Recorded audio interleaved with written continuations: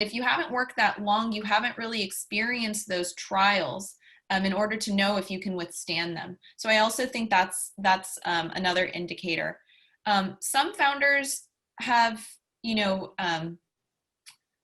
don't understand the risk that they're going to be taking and the sacrifice that that's going to entail.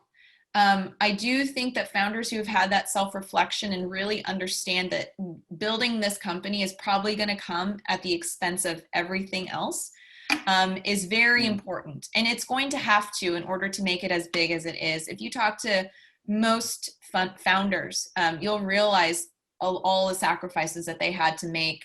And understanding that it's a very lonely road as well. You're going to have to take a lot of mental, emotional burden and stress.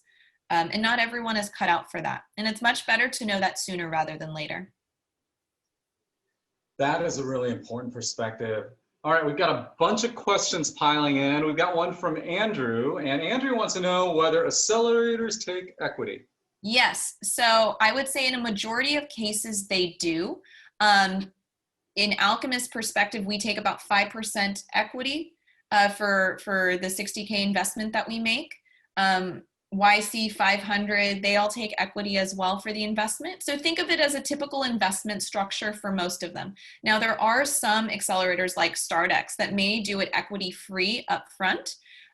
So they don't give you an investment, they don't take equity, but there may be some other, I don't want to call it strings, but there may be some other conditions by being part of that organization later on down the road that you might want to consider. Thank you. We've got another question asking Danielle if you could talk a little bit about the pluses and minuses between accelerators and incubators. For sure. So accelerators are basically what the word describes. They accelerate a startup in a very fast way. And that's why a lot of these programs, EIA, for example, is a hyper accelerator. They can launch a company in 4 weeks. Other accelerators like Alchemist can take 6 months because we focus on enterprise and we understand that the sales cycles are longer. Incubators, and it's in the word, they incubate a company, and sometimes it can be up to 18 months long, maybe even longer. Incubators, I believe, originally started out as an extension of a corporate's R&D arm, where they would have employees kind of work in this incubation period, understanding like the technology, if there's a business model there, and then building it out from there. And so then incubators became a standalone, where some of these, technologists who weren't ready to kind of accelerate, but were ready to kind of dive a little deeper into the tech, build the tech out, see if there's any customers there for a little longer. Okay, another question. Danielle, which one should I choose? Are there guidelines to whether I should be choosing to go with an accelerator or an incubator, or should I just go with whatever I can get into? Well, so from my slide, I would say it depends on what your needs are, right? So depending on where you're at in life, whether you're ready to take your company to the next level, if you're looking for technical expertise, if you need fundraising help, if you need access to customers, maybe you're an international founder looking to start a company in the US and you need a network to plug into. I think honestly, it comes down to what you need and then finding an accelerator that fills those gaps for you. Treat the accelerator almost like an extended part of the founding team, especially in the early stages, because they're going to be helping you find mentors, find investors, helping you plug in depending on what you need at that point. All right, I've got a few more for you. Danielle, are there, other than Alchemist, which is really focused on B2B, like you talked about, are there more consumer level incubators and accelerators that you know of that you might recommend somebody looking at? Yeah, I would say I think all the other top accelerators do have a consumer kind of angle. We don't, if we do B2B, we can do B2B to C, but we prefer to stick to the B2B. Other accelerators, YC 500, I think even Skydeck, StartX, all of them, I think, take companies, just regardless of whether you're B2B or B2C. Many are even industry agnostic as well. So it really just depends, again, on the community that you're looking for and the needs that you have.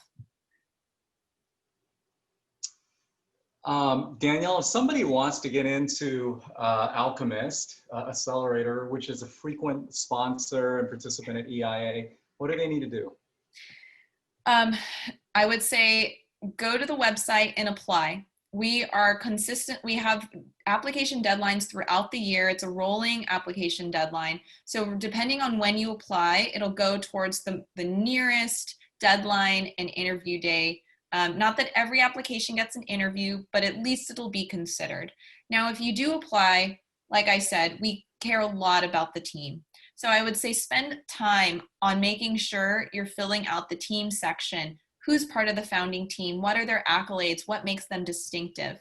And then spend time on the big vision, why this is a big market, why it needs to be going, why you need to go after it now. Again, treat it like a resume. Make people excited, wanting to have you be part of their organization. And Alchemist is no different.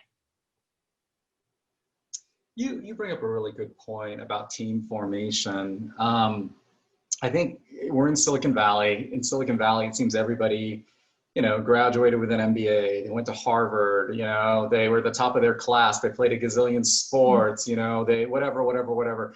How important are those soft features? Where you went to school, where you work, compared to like somebody who just has street smarts and just worked their asses off and got where they're at today.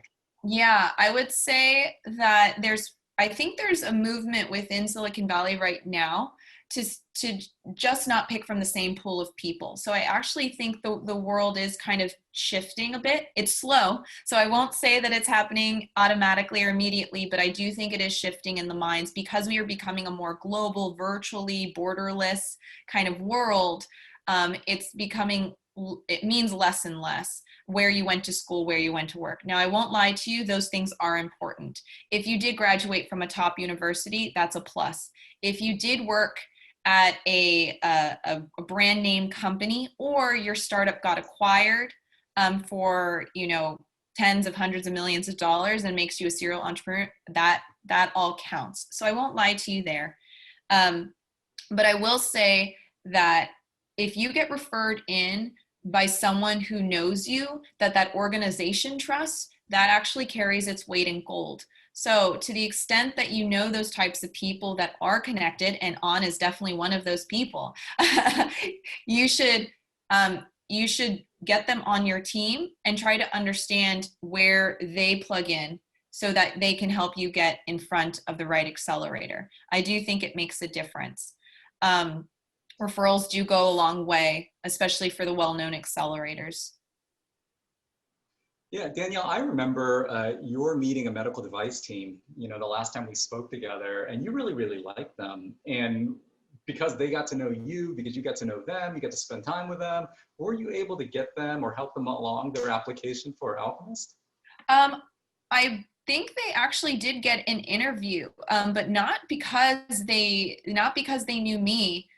Because they heard about me, they applied, but their technology and the team by itself, I think, is what did the trick anyways.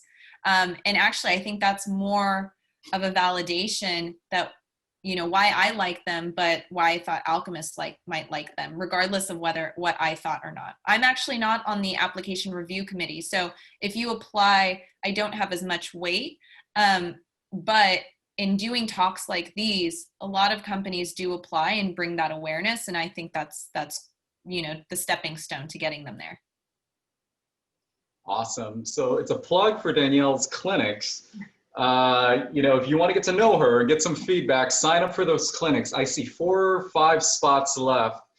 I've got another question for you about diversity. Danielle, I mean, you are obviously super talented, super sharp, very good at what you do. between you and I, you hold Alchemist together, right? You're like the glue. But you're rare. You know, you don't find a lot of women managing partners in Silicon Valley. And, you know, I'm here too.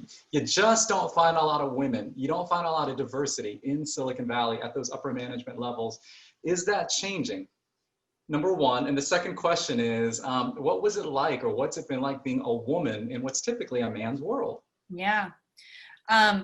I would say, ladies, it's changing. So there is hope out there.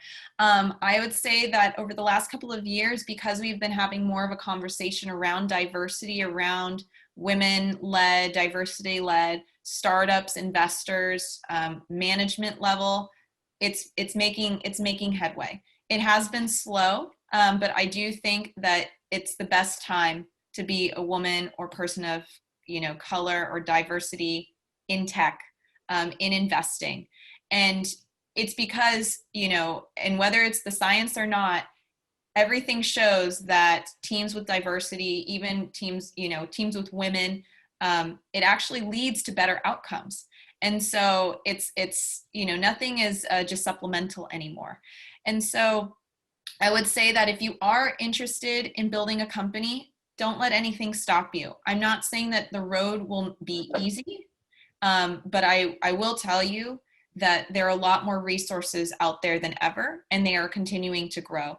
So, ladies, people of people of diverse backgrounds, please do your thing. Start your businesses. If you know, in tech alone, you know, they're looking for people like you to join their teams. And I'm not saying that as a check in the box. I would never want you to feel like the token hire, but just know that people are, with their lenses, they're looking more broadly and looking for people that can fill different gaps in their team. And then same with management level. Now's the time to be having those conversations with your higher ups, because they know that the world is changing. And it benefits them to keep strong leaders in place. All right. And I think most people doing what you're doing, you can sniff out if there is a token woman or a token Asian or a token gay, right? Someone Yeah. who's on the application for being on the application itself. Yeah, I wouldn't say that we can from the application. Honestly, I don't think it happens so much on the startup level as it does in kind of the bigger companies. I do think startups have to be very deliberate in the early stages about who's on their founding team. And then they become even more deliberate as they make those first hires and second hires and understanding the type of culture that they want to have. So I do think it's a lot easier from the startup level to create a culture from the ground up that involves that kind of thinking. Now, these bigger companies, I think, is where the challenge is. But I do think that is shifting as well. One more question relating to diversity. How do you get your voice heard? Right? We've all been in boardrooms, we've all in meetings, maybe in courtrooms where sometimes the woman, not always, but sometimes the woman is the person who's not heard. You get a man who's just louder, has fists on the table, speaks more aggressively.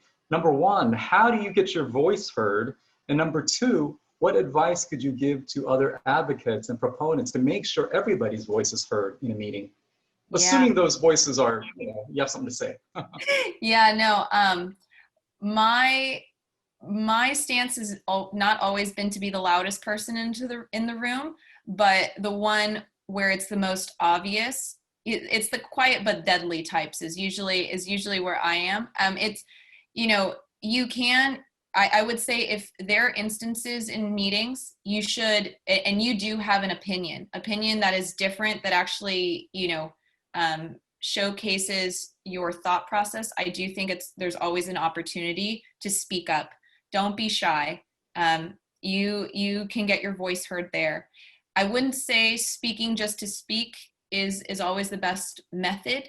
I do think that having you know, comments that are insightful or actually prove that you know more than the person who's talking in a polite way, of course, but showing that you're the one that's doing all the heavy lifting, I do think is important as well. In moving that. For me, work ethic has always been key to my success. I did not start in this position. I did start as the program manager 7 years ago at Alchemist, and I've kind of built my way to the top, and only in hard work and other people seeing the work has it led me to this point. So I would say it's not an easy road. You can't just expect to be the manager tomorrow, but all of us, and On included, he doesn't look it, but he's worked very hard to get where he is. It does take hard work and dedication to get to these positions. That's really, really insightful. Thank you. I've got another question for you about something that you and I both deal with, which is the cost of living in Silicon Valley. Rent in the Bay Area can be really, really expensive. Is it possible, or is it normal for accelerators and incubators to provide a house or a dormitory or some sort of living situation to offset how expensive it's been in the Bay Area? So in an in-person world, yes, there used to be these types of places called startup houses, where you could rent a room, and then there'd be a bunch of other startups kind of working together to kind of split the cost. Now I'm hearing more the term COVID houses, where people are like renting out large Airbnbs, and then you go and, taking your COVID test, of course, but go and live with a community for 2 to 4 weeks, I believe, something along those lines. So there's definitely those communities in place, especially as we become more and more virtual during this time.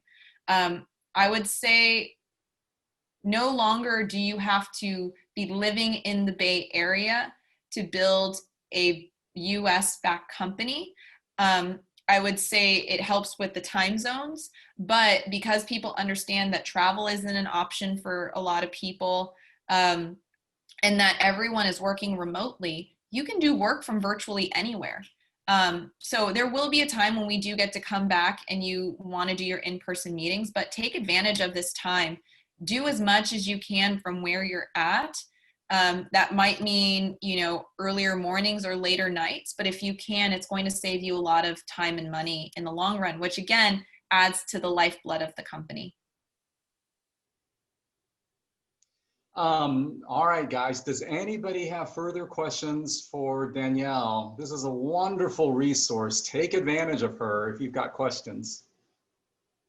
And Danielle, while we're waiting for questions, is there anything that you would like to share with the group in retrospect, looking back at your presentations and some of the questions that have been asked? I would say just it sounds like there are questions on how do you make the better choice. I know it sounds like it is a big deal. I would say treat it seriously. We have seen startups not treat it seriously, and those companies do not get invited in, right? Like if you have fill out your application, or it looks like you only spent 5 minutes doing it. I mean, do put some time and effort into it. I do think that's important. But again, it really just comes back to what do you need in order to be successful, and make sure you pick, the right, or make a list of accelerators and options from there that can actually lead you there. There's not just one accelerator, there's hundreds of accelerators.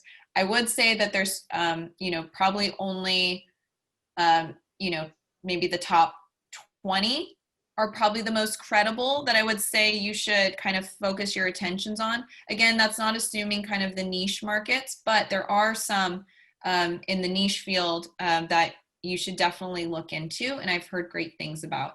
So really just depending on what you're building, there's probably an accelerator out there for you.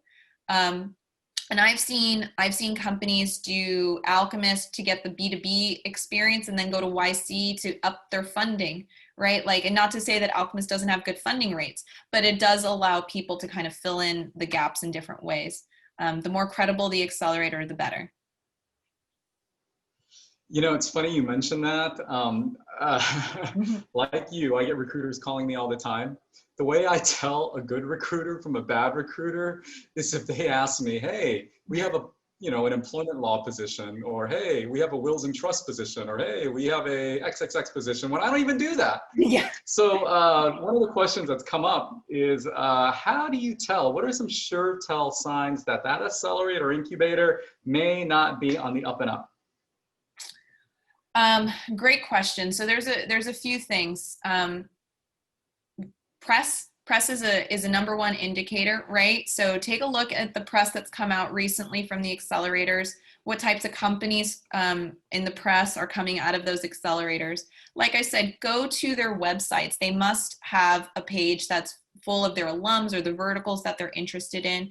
Try to understand where, you know, where they focus or where they've had success stories. I think that's going to be important. And even if they don't, the brand alone could be helpful, especially for international people. You know, trying to build a US company, it helps to have a top accelerator US brand on your resume. They'll be looking that as a reference point, because they know that those accelerators have put a pretty high bar, like a filter on how they've interviewed you, and they trust that. So don't take that for granted. Yeah, press, alums, Crunchbase, AngelList. So a lot of these companies, startups, they will create Crunchbase, AngelList profiles. They'll let you know how much funding they've done. You can even look by accelerator the funding rates and for their cohorts and their companies. Take a look at that as well. I think that's important. You can see how many companies they're doing per batch, how that batch is doing as a whole, how that portfolio is doing as a whole, to kind of understand whether they're still on the rise or maybe they've kind of declined. Maybe their class sizes are getting smaller, right? Maybe they've had to let a lot of people go, right? Like you can take a look, like any business. You know, you can see where things are going. Thank you. This has been absolutely wonderful, Danielle. All right, gang, I've got one more announcement for you, and that is about EIA 2021. So hopefully this weird time in our lives that we're living through is going to be a little bit over by 2021. So there's two plans for EIA in 2021. Number one, we are going back to Portugal. Woohoo! There should be about 400 participants, about 100 mentors from all over the world. That's the first part of it.